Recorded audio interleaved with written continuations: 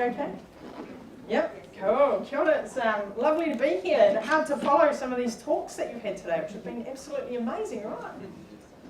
Okay, so who does call Wellington home for a slightly longer term here? Okay, a couple of people. Awesome. This will take some explaining as we go, but that's all right. All right, I would like you to stand up if you feel you don't spend as much time in nature these days as you may have used to when you were a kid. Stand up. Okay, so that's most of you. Okay, now stay standing if that's a bit of a regret for you, that you would like to spend more time in nature. Okay, cool, awesome. Right, sit down. So we had a few lucky people here who stayed sitting, which is pretty amazing and something very special, something unique. So that's something to hang on to. So interestingly, for those of you who are standing, you're not alone. That's a pattern that we're seeing the world over at the moment. Adults, children spending less time in nature than perhaps is good for them, and perhaps they would like to. Interestingly, this is really, that's gone a bit distorted, but interestingly, this is really despite the knowledge, probably that many of you already have, that nature is incredibly good for our health and well-being. In fact, Hippocrates, or Hippocrates in the New Zealand vernacular, of course bestowed the virtues of airs, waters and places for promoting health, for helping people to heal. The monasteries of the 1200s, in fact, prescribed gardens, not just for food, for growing of food, but actually for promoting people's health and helping people to heal. More recently, there's a discipline of academic research, which is part of my day-to-day as well, that really focuses on trying to understand and quantify what nature means for people's health and well-being. This started with a pretty cool study about 40 years ago that looked at healing times of people recovering from gallbladder surgery, some of whom were prescribed to rooms with a view of a brick wall out the window, and others who had a view of a tree.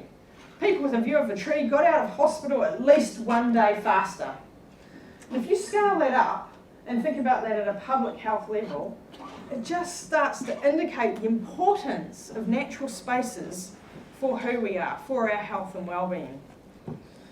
So some of the evidence that we've got emerging now really suggests that on one side, is this laser working? No.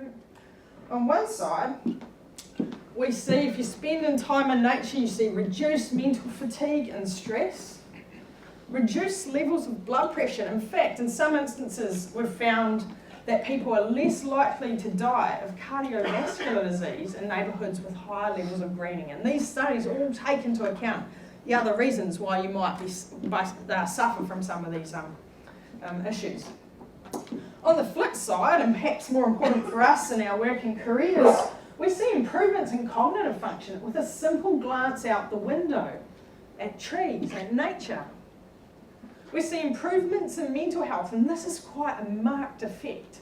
In fact, in a study that I recently did, if you spent 30 minutes, just 30 minutes in nature each week, you're less likely to suffer from depression, anxiety and stress. To the same extent, if the whole population managed to get their BMI underneath the overweight spectrum, it's roughly the same effect. So it's an interesting result.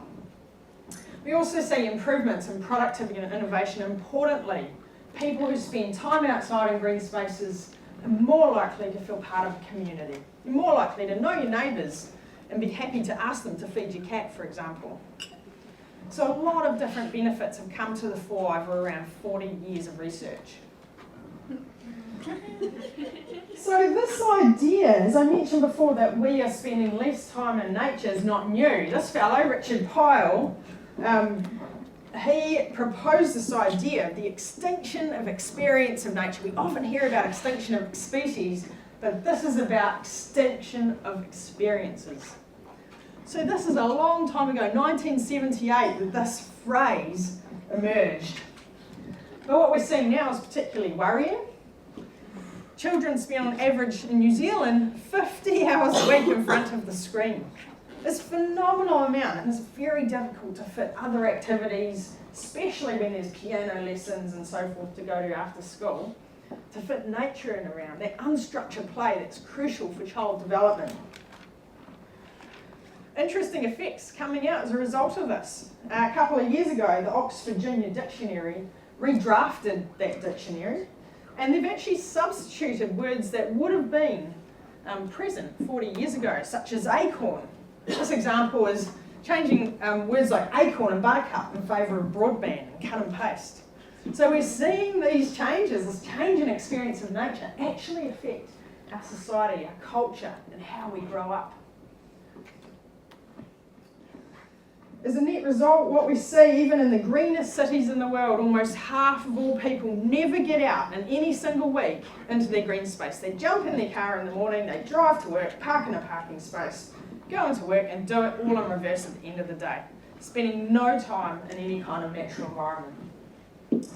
So it's very worrying. It's worrying for a number of reasons. It's worrying because, of course, the health and well-being benefits for people are important, but it's also worrying for conservationists, because how can we value what we don't experience or understand?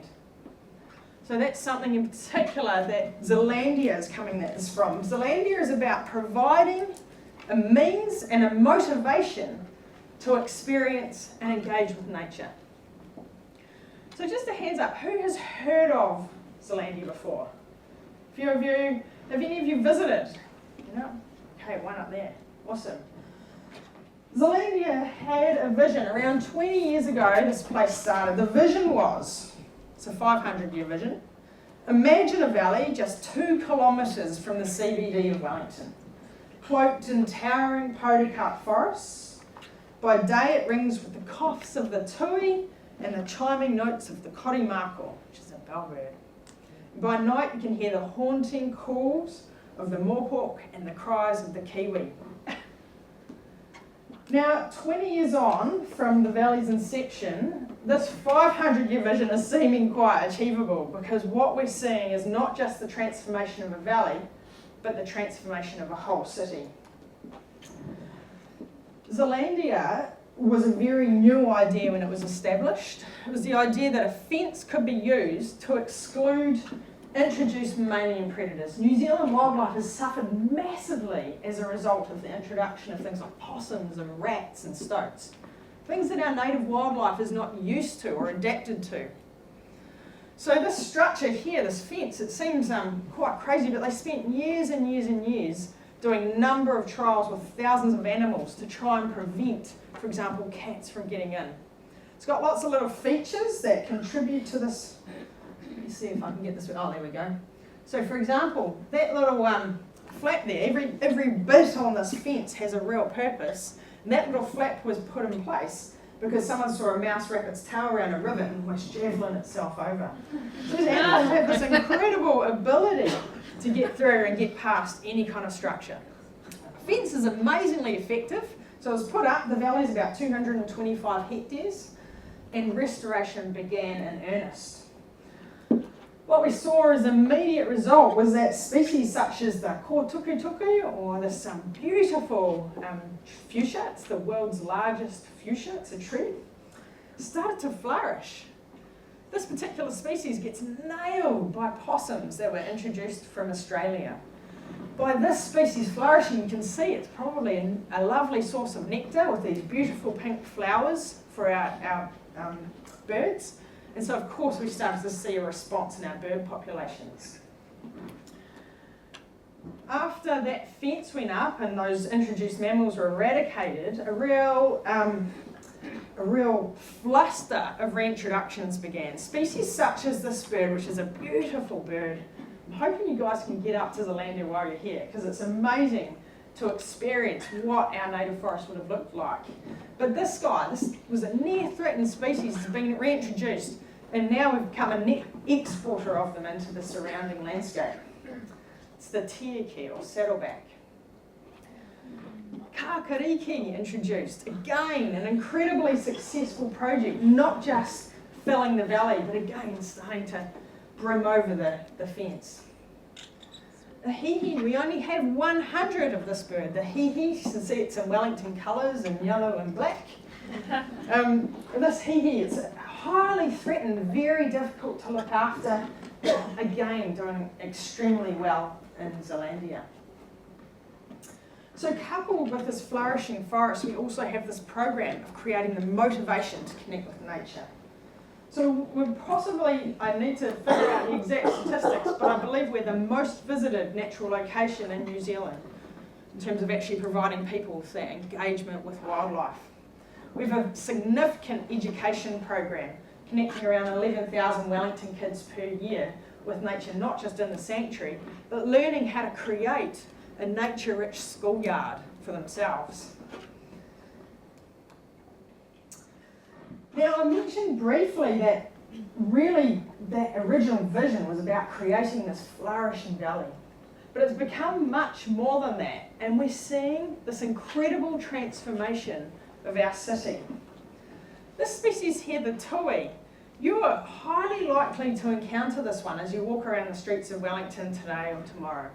Have any of you seen this? You recognise it? It's got a beautiful song. Watch out for it. You know, it's got this big white feather on the chest. This species, there was only 12 of them left in the whole region 20 years ago. Wow. This image, what I'm going to show you is a couple of maps now. These are the records, the official records, pre-2000. That's all the records from the last 50 years. After Zealandia was established, Zealandia is sitting right here. Put the outlines. This is Zealandia, and it's got 2 reservoirs inside.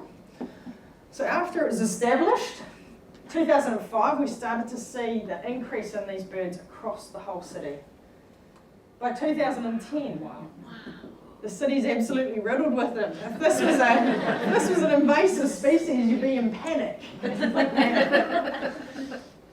2018, what we're seeing is not just this happening across the city, but we've got government departments getting on board, massive pest control projects happening as people start to see the change in their landscape and their birds. The desire to protect emerges, and that's why this result is happening. So across the whole Wellington region, this massive increase in this beautiful songbird across the whole city. So the tui is now considered very common. Most kids wouldn't even notice it, but when I was a child, it was a very unique thing to see. Another example of this is the kaka. Kaka is an incredible, very curious, quite large parrot, native parrot to New Zealand. It was completely extinct from this region before Zealandia was established. No blue dots on this map at all. It was reintroduced in 2001. And we started to see a few in the surrounding suburbs by 2005. Again, 2010 we're getting spread across the city. In 2019 it's starting to show up, and we're actually starting to see connections with other populations around the country. So these birds are flying far enough to connect up with other places, and that is exactly what we want to see in conservation. This remarkable change. Again, people were motivated by seeing this change. It was enough for people to go, I want to protect this bird in my neighbourhood. They put a trap in their backyard and started to engage with nature again and become part of why it's flourishing. Interestingly, one of the things we are learning as this process happens is what species aren't surviving beyond the fence, and that's crucially important information as well. Species like the tiake, they just don't survive as well. They're nailed by cats, and this sorts of information start to teach us what we need to do next to further promote nature in our neighbourhoods. But it's providing a significant motivation for all locals of Wellington. Flip all the way back again. There we go, spread them fast. Now, interestingly, I think this is starting to come across, but this change in nature across Wellington is a very, very important part of our sense of place, our sense of identity. The nature that we have in any one area is what makes it feel like home. You know, the gum trees of Australia, it's what it helps us recognise where we are and what we're engaging with. But in Wellington, we're starting to see this full embracing of these bird species as part of our local culture. So the Garage Project is this fabulous beer down in Aro Valley. Craft beer, of course, is one of the great things of Wellington. And what we're seeing here is they've put out a sugar water feeder. This is a picture that's gone pretty much viral. That beer bottle was one of the Garage Project beers. But this sense of place, the sense of who we are, is giving a bit of distinction to Wellington. We're seeing it recognised. It's one of the only places in the world where bird biodiversity is increasing, not decreasing. It's certainly one of the only cities. And that's a real remarkable achievement.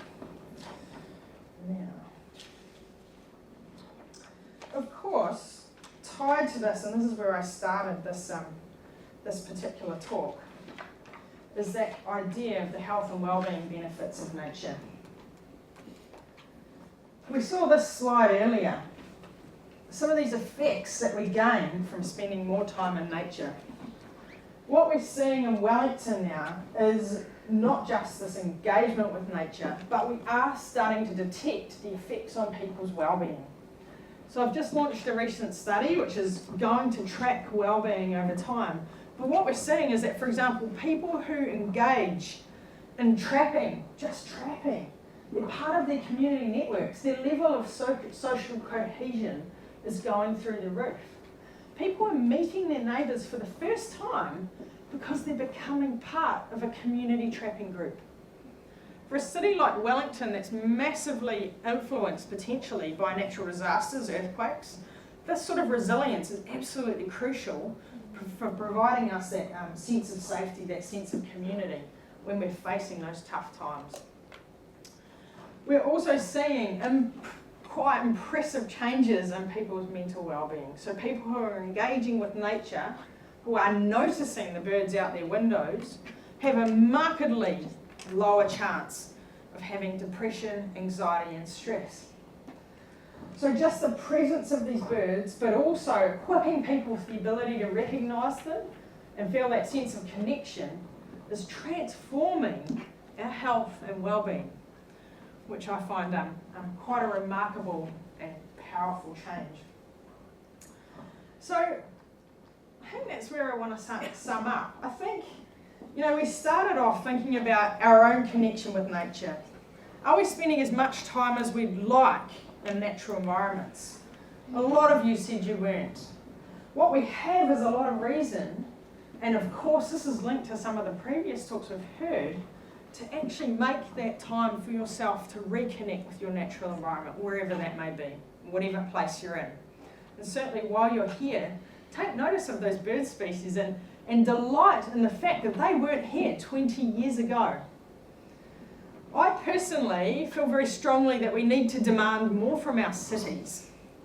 Our cities are places that are traditionally barren wastelands of diversity, biological diversity. The concrete behemoth buildings, they don't have to be that way. Having that green space is essential for our well-being, but we can find it in the most unusual of places. We can find it in the pot of plants that we have on our little balcony, our apartment balcony. We can find it as we walk down the street and look at those street trees. We can find it when we walk through our local green space and we might see a kaka or a tui in that green space. So that's what I'm looking for in my research, but also for Zealandia, is to show people what this change can do, not just for biodiversity, but for people, and look for something more for the future. And that's where I'll leave it.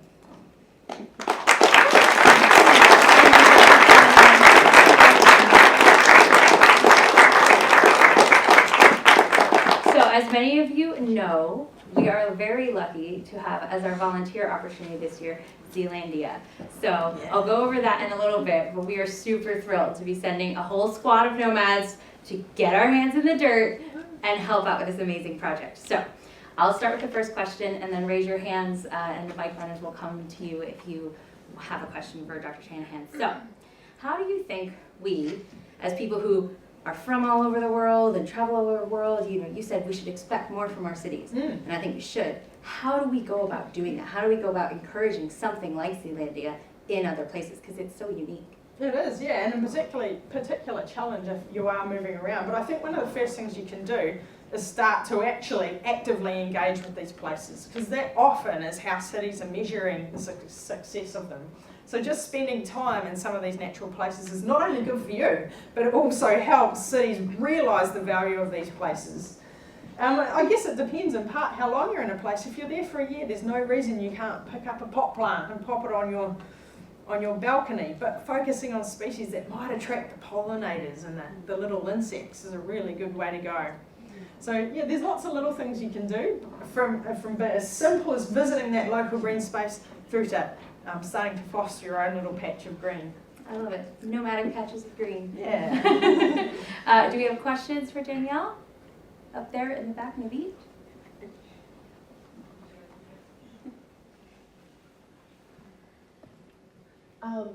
So thank you for the talk. And I was wondering, have you guys seen other eco-sanctuaries popping up in other cities throughout the world?